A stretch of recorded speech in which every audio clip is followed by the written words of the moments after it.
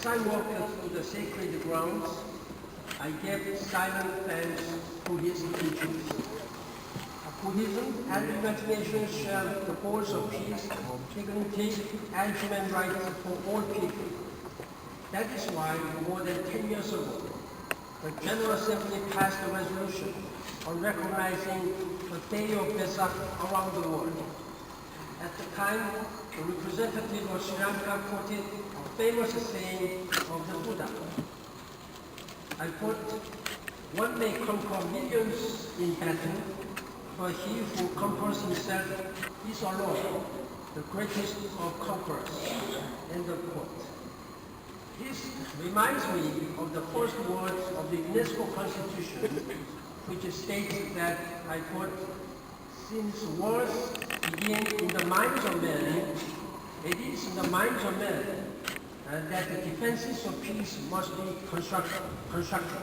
End of quote. In our world of conflict and war, the United Nations is building strong defenses of peace through mediation, dialogue, and diplomacy, through removing the conditions that cause unrest, from hunger and poverty to inequality and injustice, and through our unwavering commitment to protecting our planet's environment. In this great effort, we can learn from the teachings of the Lord Buddha.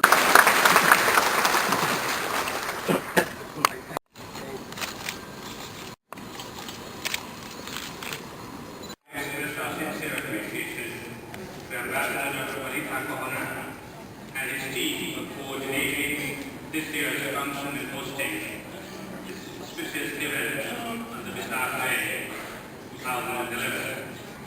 I thank all the Buddhist organizations here and also that of Nepal for their support for this event.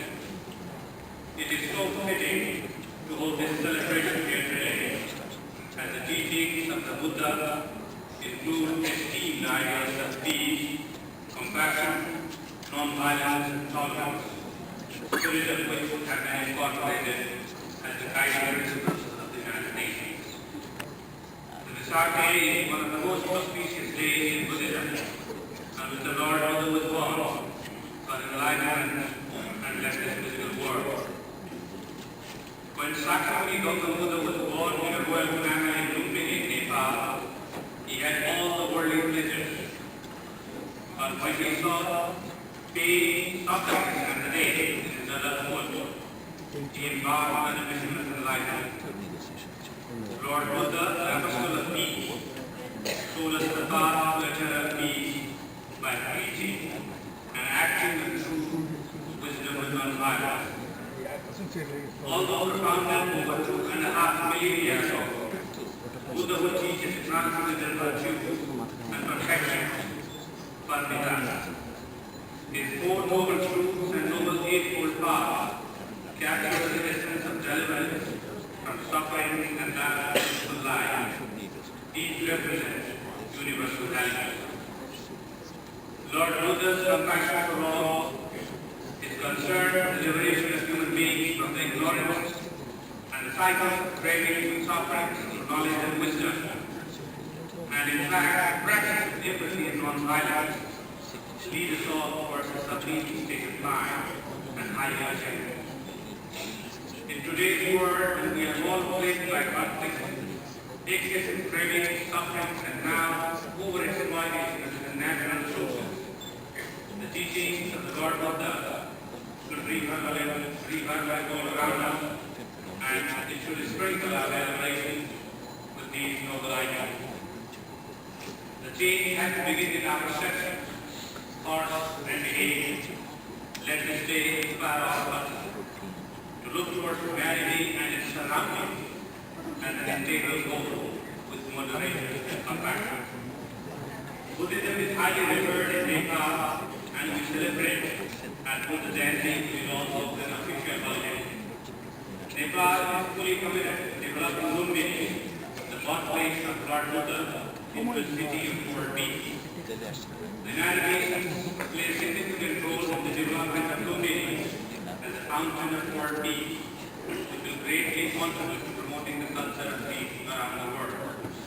In this this context, the government of Nepal is planning to upgrade a greater Gumbi area development master plan and implement it with a view to preserve all the important Buddhist heritage sites in and around Lumbini in a sustained and comprehensive manner. It is a common heritage of mankind. I would like to express our deep appreciation to the Secretary General for his strong support and encouragement, and he just referred as well that he was there about 3 years ago. We are confident that we will receive support and cooperation from large international community. Let me conclude by praying that may the Vesak Day inspire all of us to dedicate ourselves to promoting peace, compassion, tolerance and non-violence, and ending conflict, suffering, and inequality from around the world. It carries universal message to us all. Buddham Saranam Gacchami, Dhammam Saranam Gacchami, Sangham Saranam Gacchami. And privilege to participate once again in the commemoration of the International Day of Vesak at the United Nations. On this occasion, I would like to express my appreciation to my distinguished colleague from Sri Lanka, Ambassador Palitha Kohona and his team for coordinating this year's event. This is an excellent tradition that the United Nations has embarked upon. When I first joined in 2009, I recall that we had a highly successful event coordinated by the delegation of the Republic of Korea. Last year, it was the delegation of Thailand which did so. And I'm sure that we would want to continue this excellent tradition in the years to come. Venerable monks, excellencies and friends, the message of Lord Buddha has continued to resonate around the world since his attainment of enlightenment 2,600 years ago. Millions of his devoted disciples the world over celebrate this day as the day when a troubled humankind found a path to peace. Lord Buddha's message of non-violence, love, compassion and brotherhood are of eternal significance. Prince Gautam Siddhartha, or the Buddha, that is the enlightened one, as he came to be known, is among the rare individuals who have exercised a profound formative influence on human civilization itself. His universalism is exemplified through the lessons he drew from all human beings, from the passage of human life to pain, sickness, old age, and death. It is well known that in his quest for understanding the meaning of life, Lord Buddha was struck by the pain of an old man, the sight of a sick man, and of a dead man, and finally of a monk with a serene face. These sights and the questions they raised in his mind set him on an arduous journey to end human pain and suffering. The mighty spiritual force of the Buddha's life and practical action have given strength to all those who seek to ameliorate human suffering and relieve pain. They make us aware of the day is widely celebrated in India as Buddha Purnima and is a gazetted holiday. This year's celebrations hold a special importance as this coincides with the 2600th anniversary of the Lord Buddha's enlightenment. We are particularly proud as three of the four most revered Buddhist pilgrimage places, Bodh Gaya, Sarnath and Kushinagar, are in India. It was in Bodh Gaya where Lord Buddha attained enlightenment under the historic Mahabodhi tree. I encourage all Buddhist brethren to make a visit to these places.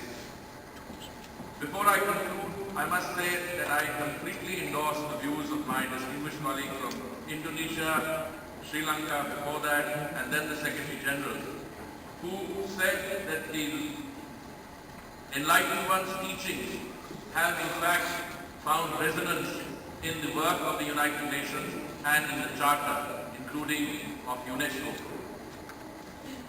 The message of peace and brotherhood, of compassion and of human rights is the one that we can trace back to many great influences, to that of the Buddha, who in a sense was a linear progenitor of all that the international community now strives to do. For that reason, it is all the more incumbent on those of us who celebrate this very auspicious event today that we rededicate ourselves to the fundamental messages of Lord Buddha as contained in the Charter, so that our actions in the years to come live up to those expectations. I am sure that the commemoration of this International Day of Vesak will spread Lord Buddha's message of universal love and benevolence and enrich our lives. These universal values and beliefs are more relevant in today's world. I wish the commemoration all success. Thank you very much.